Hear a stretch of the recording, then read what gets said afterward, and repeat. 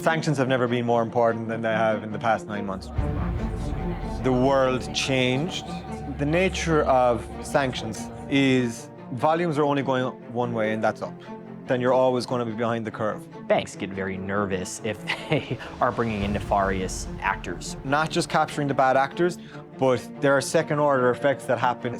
You know, employees get burned out.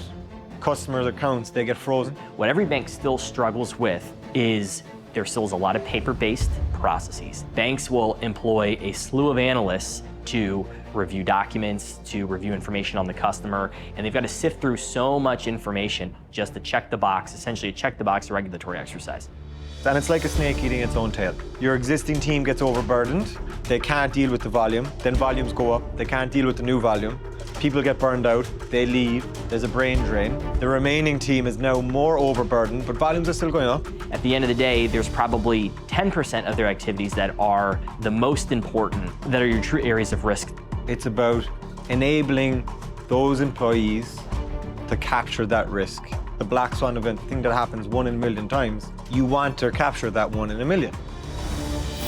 That is where our digital workers fit in.